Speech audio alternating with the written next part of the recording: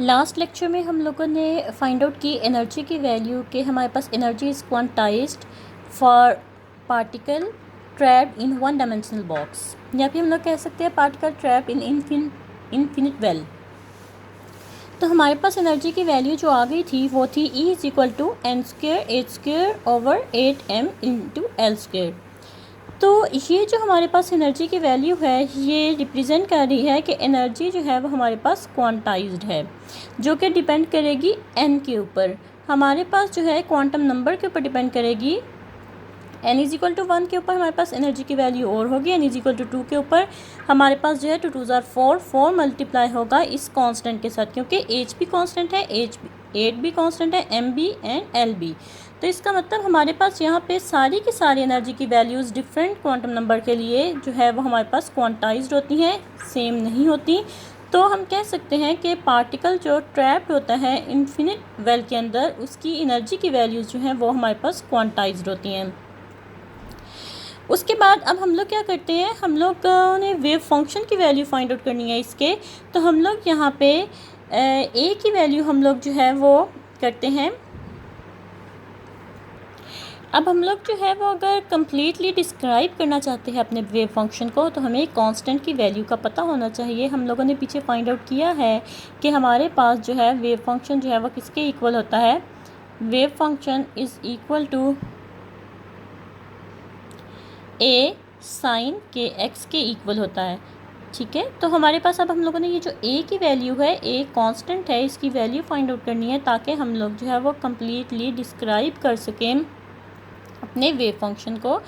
तो हम किस तरह से करेंगे, हम नॉर्मलाइजेशन कंडीशन जो है वो यहाँ पे अप्लाई करेंगे। हम लोगों ने पीछे अपनी ये नॉर्मलाइजिंग कंडीशन जो है ये पढ़ी थी। हमारे पास जो है इंटीग्रेट कर देंगे -∞ टू +∞। हमारे पास साई जो हमारे पास वेव फंक्शन है इसका कॉन्जुगेट जो है साई स्टेरिक dx इज इक्वल टू 1 के इक्वल होता है। ये हमारे पास नॉर्मलाइजेशन कंडीशन होती है।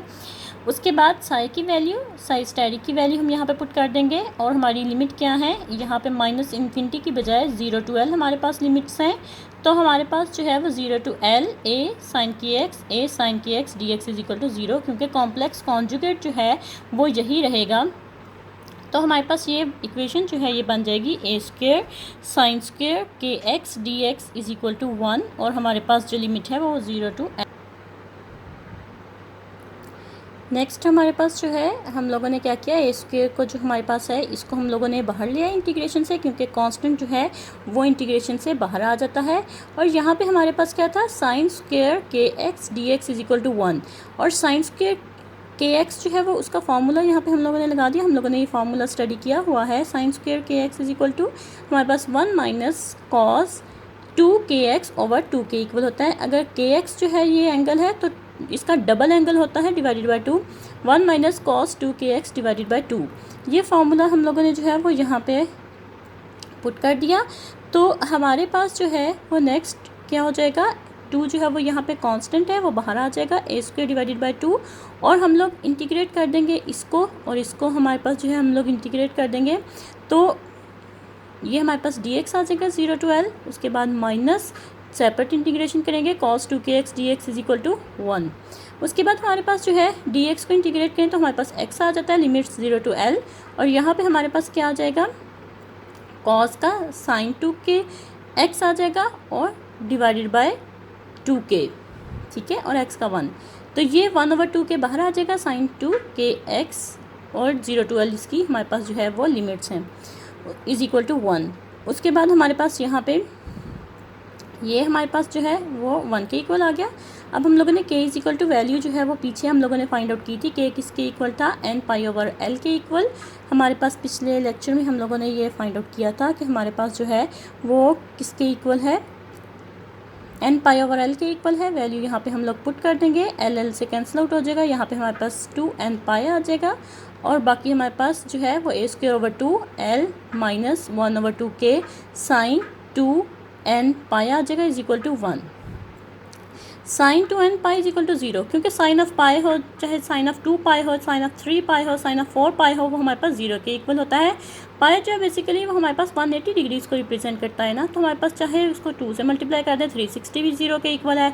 इसी तरह से हमारे पास ये जो है वो 0 के इक्वल है। वैल्यू पुट कर दी तो हमारे पास यहाँ पे क्या आ जाएगा, A square divided by 2 into L जो है वो हमारे पास 1 के इक्वल आ जाएगा। और यहाँ पे अगर स्क्वायर रूट ले लेंगे तो A is equal to square root of 2/L के इक्वल आ जाएगा। और हमारा वेव फंक्शन हमारे पास किसके इक्वल आ जाएगा, ए की वैल्यू पुट कर दी तो हमारे पास psi X is equal to square root 2/L sine K X. K की वैल्यू हमारे पास n/L के इक्वल है। हमारे पास ये क्वांटम सोल्यूशन है श्रोडिंगर वेव इक्वेशन का for particle in infinite deep potential well.